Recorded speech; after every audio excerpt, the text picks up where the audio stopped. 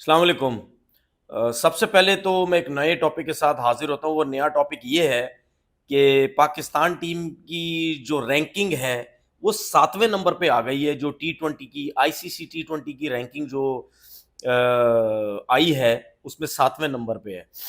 باتیں تو ہم بہت بڑی بڑی کرتے ہیں کہ ہماری ٹیم ٹیسٹ کرکٹ یا ون ڈے سے زیادہ T20 کی بڑی ٹیم ہے۔ ہمارے پاس جو T20 کے پلیئر ہیں وہ بڑے اسپیشلسٹ ہیں، چھکے مارنے والے پلیئر ہیں۔ اس کے علاوہ تو مطلب کوئی اور ٹیم اتنی اچھی ہے ہی نہیں۔ میں تو ہمیشہ کہتا ہوں ہماری ٹیم کچھ دو چار پلیئرز کے علاوہ ہماری ٹیم ایوریج پلیئرز ہے، اور جتنے بھی سلیکٹرز آتے ہیں، جتنا بھی بورڈ آتا ہے، جو بھی آتا ہے، ایون پلیئرز بھی، ان سب کی نظریں صرف T20 کرکٹ کے اوپر ہوتی ہیں۔ ٹھیک ہے، مطلب T20 جو کرکٹ ہے جس میں ہماری ٹیم میں 2-3 پلیئر ایسے ہیں جو تینوں فارمیٹ میں زبردست کھیلتے ہیں، باقی جتنے ہیں وہ تو ان کی نظریں صرف T20 کرکٹ کے اندر ہوتی ہیں۔ چلیں بھائی، آپ کی نظریں صرف T20 کرکٹ کے اندر ہیں تو کچھ تو کر کے دے دو پاکستان ٹیم کے لیے۔ پاکستان ٹیم کو، اب میں افتخار کی اگر بات کروں، ٹھیک ہے، میں چلے اعظم کی بھی بات کر لیتا ہوں، شاداب کی بات کر لیتا ہوں، ٹھیک ہے، اس کے بعد جو ہے ہمارے پاس بڑے پلیئر جو ہیں واپس بھی آ رہے ہیں، وہ بھی کھیلتے رہے، فاسٹ بولرز کی ڈھیر لگا ہوا ہے ہمارے پاس۔ تو اگر ان سب کے ہوتے ہوئے فخر زمان کب سے کھیل رہا ہے، اگر ان سب کے ہوتے ہوئے ہماری ٹیم جو 7ویں نمبر پہ جا رہی ہے، اور یہ میں جن لڑکوں کے نام لے رہا ہوں یہ کافی ٹائم سے کھیل رہے ہیں، تو ہم کس چیز کی باتیں کرتے ہیں پھر؟ وہ انڈیا انڈیا ہم کہتے ہیں، جی انڈیا، یہ انڈیا، وہ بھائی ان کا سسٹم اچھا ہے، وہ میرٹ کے پلیئرز کھلاتے ہیں، دیکھ لو پہلے نمبر پہ ہے ان کی ٹیم، اور ہماری 7ویں نمبر پہ۔ ہمارے نمبر کے بعد جو باقی جو ٹیمز ہیں نا، پتہ نہیں بنگلہ دیش ہے، سری لنکا، اور کون کون سی ہے، پتہ نہیں افغانستان ہے، صحیح ہے، ہمارا مقابلہ ان کے ساتھ ہے، اور ہمیشہ ہم ایسے ہی کھیلتے ہیں۔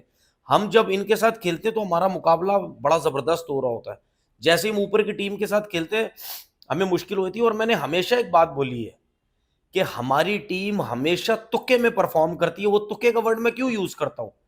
کیونکہ ریلو کٹے بھرے پڑے ہیں ہماری ٹیم کے اندر، ان کا جس دن بلہ چلتا ہے چل گیا، جس دن نہیں تو نہیں۔ اگر کنسسٹنٹ پرفارمنس آپ کی ٹیم کی ہو تو پھر آپ کی ٹیم ٹاپ 3 میں جاتی ہے، اوپر کے نمبرز پہ رہتی ہے، ٹھیک ہے نا۔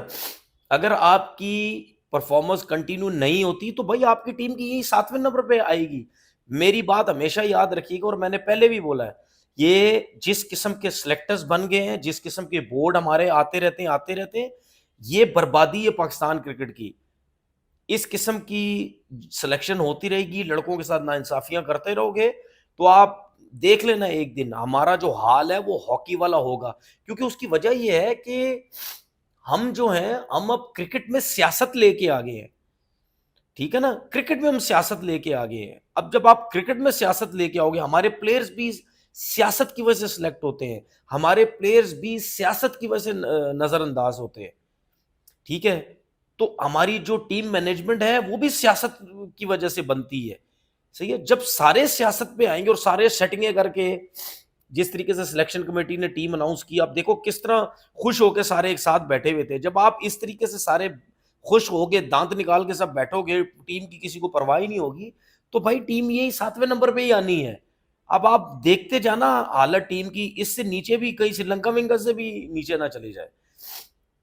دوسری چیز یہ کہ احسان اللہ کا جو ٹاپک کافی ٹائم سے چل رہا ہے کہ جی ان کو ایلبو انجری ہوئی، میں نے ایک شو میں بولا بھی تھا PSL میں، جب میں ڈان نیوز پہ بیٹھا ہوا تھا، ان کو ابھی انجری نہیں ہوئی تھی، میں نے اس ٹائم بولا تھا ان کو اگر انجری ہو گئی ان کی کرکٹ جو ہے وہ ختم ہو جائے گی۔ وہی ہوا، اسی ٹورنامنٹ میں PSL میں ان کو انجری ہوئی اور ان کو پرابلم جو ہے وہ ہو گئی، ٹھیک ہے، ابھی تک وہ فٹ نہیں ہوئے۔ لیکن کیا ہوا، سننے میں آ رہا ہے، شاید میں غلط ہوں، جو مجھے پتہ چلا ہے کہ پاکستان کرکٹ بورڈ کے جو ڈاکٹرز کے پینل کے ہیڈ تھے، سہیل سلیم آئی تھنک ان کا نام ہے، ڈاکٹر سہیل سلیم، انہوں نے ریزائن دے دیا، ان سے استعفیٰ لے لیا گیا ہے، وہ اس وجہ سے کہ جی احسان اللہ کا جو ٹریٹمنٹ ہے وہ یہاں پہ خراب ہوا۔ مجھے یہ بات بتا دیں، میرا صرف کرکٹ بورڈ سے یہ سوال ہے، اس پورے پروسیس کے اندر کیا صرف ڈاکٹرز کا قصور ہوتا ہے، ٹرینرز کا قصور نہیں ہوتا؟ مجھے یہ بتائیں، کہیں نہ کہیں احسان اللہ فٹ ہوا تھا، بیسٹ اس نے علاج پاکستان میں کچھ ہوا تھا تو اس نے دوبارہ اسے بالنگ کرنا شروع کی تھی نا۔ بھائی اس نے رن اپ کے ساتھ، چھوٹے رن اپ کے ساتھ زور لگانا شروع کر دیا تھا، پھر اسی کا خود ہی بیان آیا تھا کہ میں اب یہ جو پی ایس ایل ہونے والا ہے آپ کو ایکشن میں نظر آؤں گا. آئی تھنک علی ترین جو ہیں وہ ملتان سلطان کے جو آنر ہیں، انہوں نے کبھی بیان آیا تھا کہ جی احسان اللہ فٹ ہو گئے، وہ آپ کو نظر آئیں گے. تو جب فٹ ہو گئے یا باتیں ہی چل رہی تھی، بالنگ بھی وہ کرنے لگ گیا، تو پھر ڈاکٹرز کا اس میں کیا قصور ہے؟ بھائی ڈاکٹرز نے جو ٹائم دیا، میں مانتا ہوں اس میں کوئی شک نہیں ہے کہ ہمارے ڈاکٹرز کا کیلیبر وہ نہیں ہے، ٹھیک ہے، لیکن ہمارے ٹرینرز کا بھی کیلیبر نہیں ہے، وہ بھی تھرڈ کلاس ہیں بالکل. جتنا عرصہ میں کرکٹ کھیلا ڈومیسٹک میں پاکستان ٹیم کے ساتھ گیا، مطلب اس سسٹم میں رہا، ہر دفعہ ایسا ہی ہوتا تھا، جو بھی لڑکا انفٹ ہو اس کو ملک سے باہر بھیج دیا جاتا تھا، جاؤ بھی وہاں جا کے علاج کراؤ.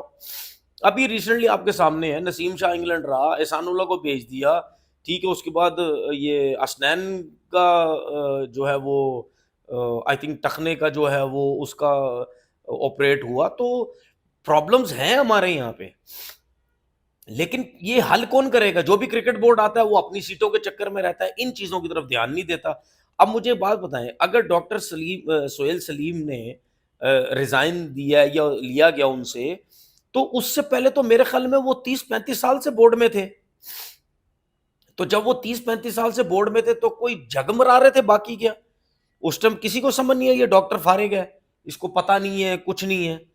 بھائی کچھ نہ کچھ ان کے اندر کوئی نہ کوئی ایبلٹی ہوگی جس کی وجہ سے وہ کیا بولتے ہیں ڈاکٹرز کے انچارج بنے رہے ہیں نا، ہیڈ بنے رہے ہیں وہاں پہ. کوئی نہ کوئی تو وجہ ہوگی نا، یہ نہیں ہوگی. میں یہ سمجھتا ہوں کہ پاکستان کرکٹ بورڈ کو، اب پاکستان کرکٹ بورڈ پتہ کیا کرے گا؟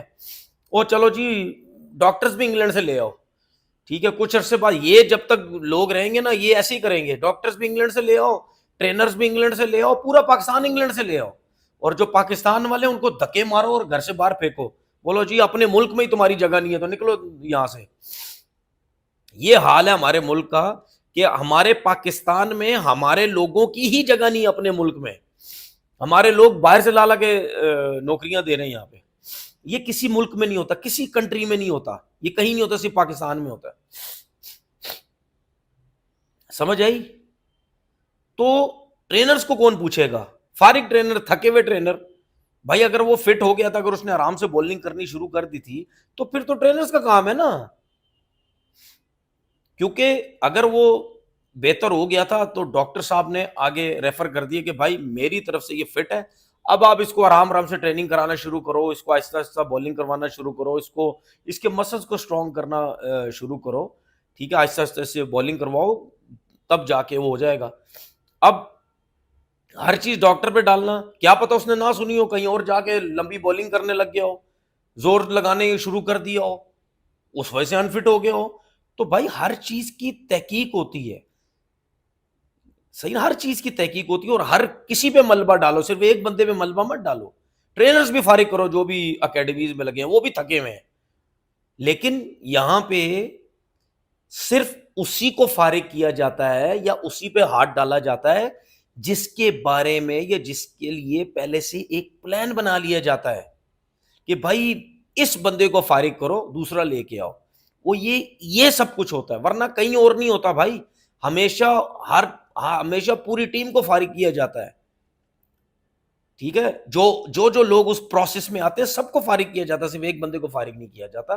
تو یہاں پہ کچھ چیزیں بھی ٹھیک نہیں ہونی ہے. اپنا بہت بہت خیال رکھیے گا. اللہ حافظ.